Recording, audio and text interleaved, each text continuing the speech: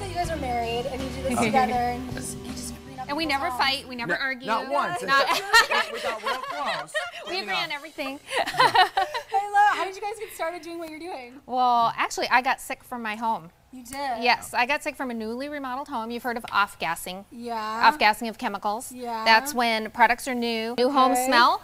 That's basically chemicals off-gassing. And so I moved into this new, I thought I was healthy before that. I moved into a new home and I started becoming. It's so beautiful. Yeah.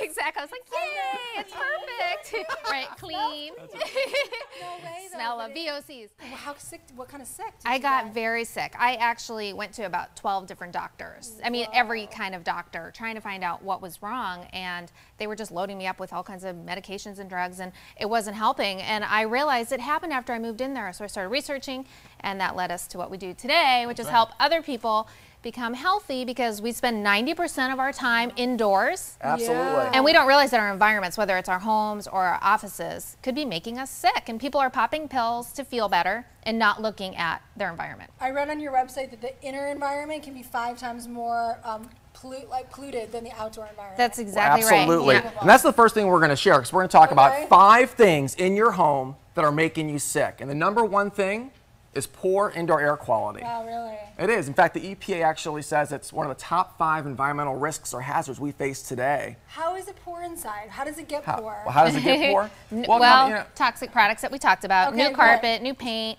new finishes on flooring, vinyl windows, cabinets, which are loaded with formaldehyde dust, that's a great time. biological contaminants, you know, allergens. And so our homes are getting more unhealthy. And they're tightly sealed now with green building to be energy efficient, but it's trapping in the toxins. And we're breathing in like a cesspool, basically. And absolutely, but we're going to leave you not empty-handed. We're going to show you some solutions, though. One of the first things you can do to address that is to really make sure you're getting a high-efficiency furnace filter.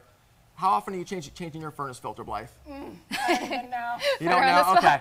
Okay, well, you should be Ladies, be empowered. Is that the right answer? I don't know. Well, you're way ahead of the game. Well, you'd be very, very good. It's actually recommended by the EPA to change it once every 3 months. It's very easy to remember because you change it every season, like the spring, the fall, the winter. And don't be intimidated, ladies, because you know what? We can do this too. You change your own furnace filter. Yeah, it's not that complicated. It's not, I used to think that too. That's the man's work, you know. But it's literally you flick the thing open, pull it out, and swap it out. I mean, it's so easy. I went to the hardware store. They hooked me up. Well, you are showing off. I was good because I did it once a year, every 3 months. Every 3 months. Wow. Yeah. It's a good start. It's better than 41% of people. But what an inexpensive solution. I can't imagine that thing costs very much money. No, it really doesn't. It's between $10 and $25. You would want to make sure, we go into great detail in our book, Just Green It.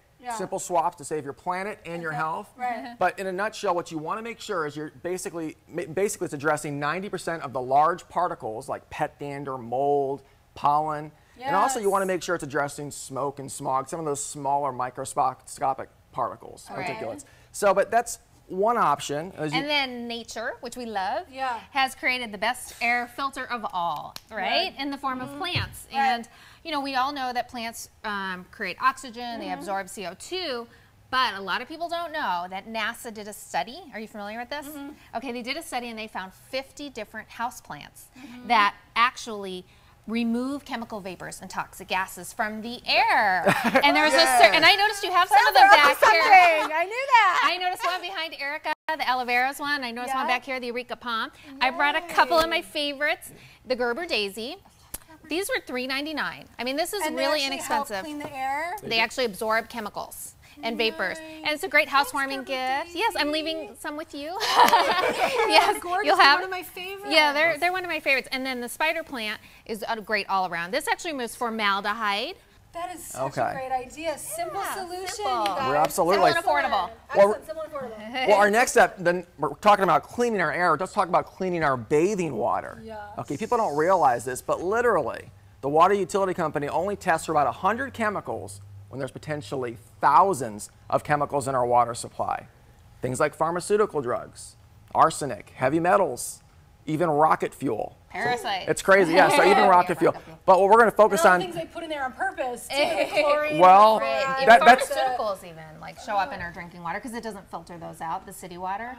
Yeah, you're right about that, because actually chlorine, typically 98% of homes are typically treated with chlorine that are using city water. It's a disinfectant. But unfortunately, chlorine and its byproducts, like trihalomethanes, are linked to serious illness like cancer, bladder cancer, stomach cancer. So here's don't know what to do with that. They really don't know what to do with it, but there's a real simple fix. You can actually install a shower filter in your home. Very simple concept. Here is the head of the shower. Here's the canister that's holding the cartridge for the shower filter. Another thing ladies can do. Yeah, it's very simple. There's no but ladies, because there's no tools required. No tools at all. I personally like this tip. No tools. And basically, once a year, you're changing this cartridge, putting it back in, and you're having a chlorine-free shower experience. And that's important because chlorine-free, so it definitely takes out the chlorine. It does. I mean, I love a hot shower like anyone else, but ultimately, when you're taking a hot shower, the chlorine's not only getting to the pores of your skin, it's actually becoming vaporized and you're breathing it in your lungs. And so a lot of times people don't feel good when they take a hot shower. It's like an asthmatic trigger. Yeah. So, but going from clean water to clean products, our number 3 tip on what's actually potentially hurting you in your home is toxic cleaning products.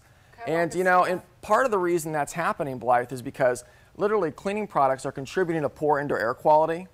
I mean, there was a report that was done that 50% of all serious illness happens from poor indoor air quality, and this is contributing to it. Not these products here, not these here. In fact, these are the ones we actually like. These are the solutions that we like. Earth-friendly products is an exceptional job of making sure they're using healthier ingredients, plant-based ingredients.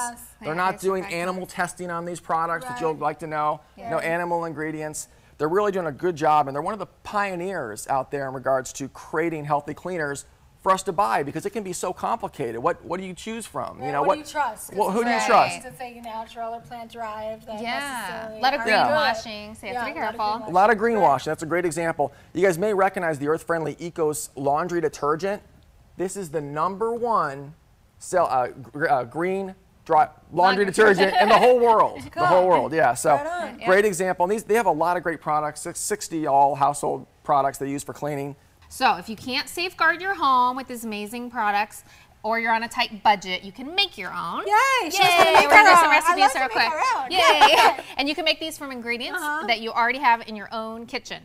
So in order to make your own ingredients, you got to veto toxic cleaning products. All right? Veto. No toxic. And you know what? It's like, what do you think people should do with them? Because if you throw them in the garbage, they go in the earth. If you don't throw them down the toilet or the sink, because then they go into the earth. What do people do with their yuck? That's a good question. And you actually take them to your household hazardous waste drop-off. All right, if you don't know where one is, look up earth911.org. Put in your zip code and you can find one in your area. Great, earth911.org. Like my last pack of cigarettes. I was like, I'm not buying any more after this. I know, I'm so addicted. Don't be worried about wasting. The bleach and the white, make everything white. Exactly. Use the baking soda. Like she's gonna it's show not you. the same. Okay, veto. I'm telling you veto so you remember my recipes. Okay. You're gonna use vinegar instead of Windex. Okay. All right, 2 cups of water. Okay. 1 cup of white distilled vinegar. Okay. Mix it in a spray bottle. And you can use some of your favorite essential oils or Blythe's essential oils. Our Blythe Raw Body essential oils. I wish I would have brought them today. But I love that you're using essential oils in cleaning products, because that's what I like to teach people to use. You know, it's one of the ways you can use essential oils. Instead of synthetic. They're very disinfectant. They're very antibacterial, antiviral. Yeah, that's what a lot of people don't know, the therapeutic properties. And also, you know, they smell amazing. They smell amazing, so it makes your cleaning so much more aromatic. Yeah. Okay, that's vinegar. E, you're going to use essential oils instead of air freshener. Vinegar, E. You can take 2 cups of water, put in 10 drops of your favorite essential oil. I like rosemary to help perk you up, or lavender to relax, and spray away. That's easy. Tea is really fun. You're going to use toothpaste instead of silver polish. Really? This one surprises. For your silver? For your silver. That's surprising. It works like a dream. Get one without baking soda so it doesn't scratch your silver. Okay, that's a good point. Very good point. Rub it on the silver, rinse it, and dry. How'd you figure that out? Trial and error. That's trial and error. Yeah. That's great. And then, we're going to use olive oil instead of furniture polish.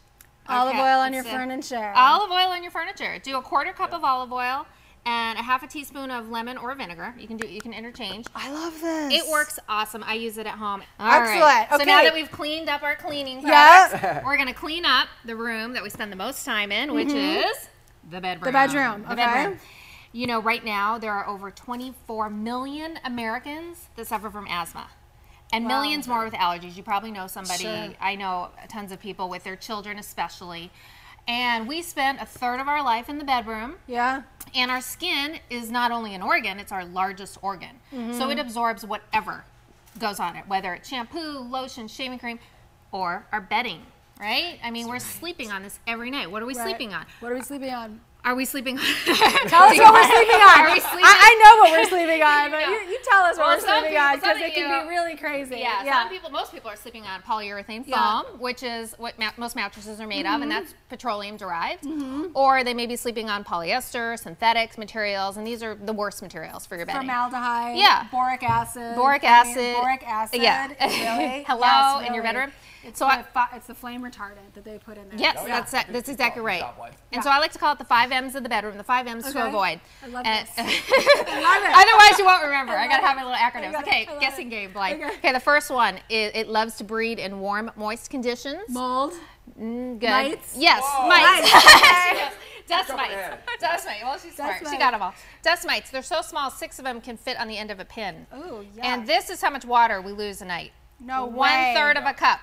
That's how much we perspire at night. That's how much water we lose at night. That's every single night. And this makes a perfect breeding ground for mold, mildew, moisture, mites, all of this stuff. Moisture, mites. And what's the 5th one? More. Okay. More. More is the most dangerous because that is the chemicals that we find in our bedding.